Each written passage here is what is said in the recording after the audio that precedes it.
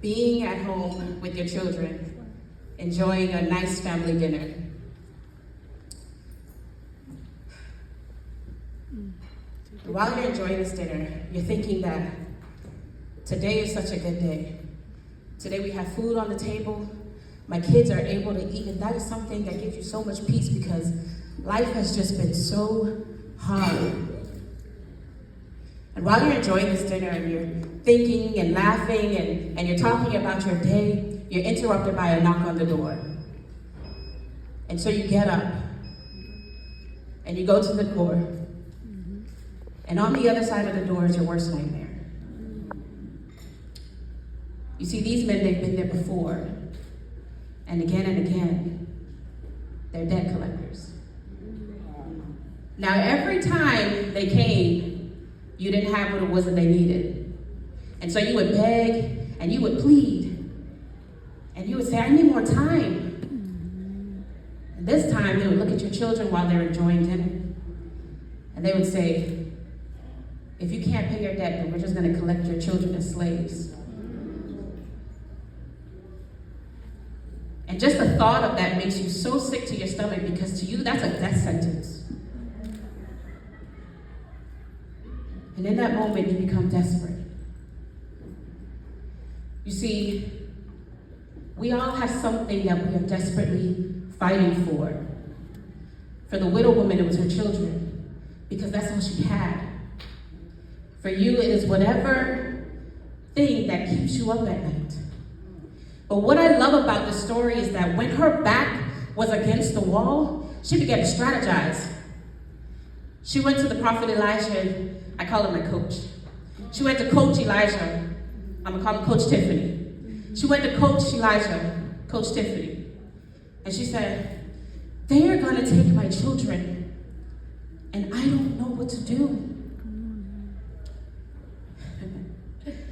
I don't know about you, but there are so many times in life where I just don't know what to do. What blew my mind about his response is he said to her, what is it that you have in your home? Come on. Yes, God.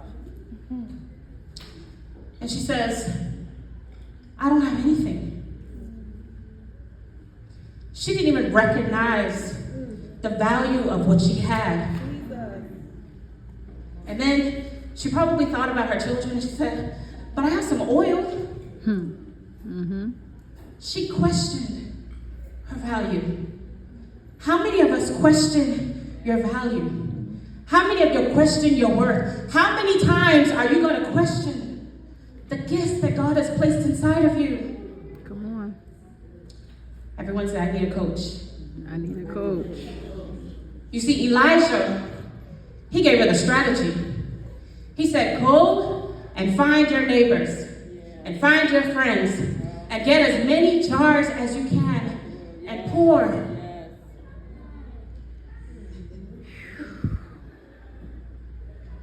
I want to write a book. I want to start a business. Stop questioning your value. I want to be a coach. In that moment of desperation, she stopped overthinking. She went and she grabbed the jars and she began pouring. What amazes me about this story is that when the debt collectors came, the many times they came, the oil was already there. Her children were about to get taken, but the oil, it was already there. When you were abused as a child, the oil was already there. When you were thinking about suicide, it was already there. When you were thinking about you're not being worthy and you're feeling helpless and nobody is supporting you, the oil, it's already there. So what I need you to do is I need you to look at your neighbor, because you guys are the women of empowerment, and they are holding on to your jars, and all you got to do is keep pouring. But what if my business doesn't work out? Then keep pouring. But what if But what if I'm not successful? What if keep pouring? What if they continuously talk about me? Keep pouring. Because the moment that you stop, the Bible says that when she stopped pouring the oil, she had enough money to pay her debts and live off of the rest. And if you have not reached that point in your life, then it's time to keep pouring. Keep pouring until you reach the goal. Keep pouring until you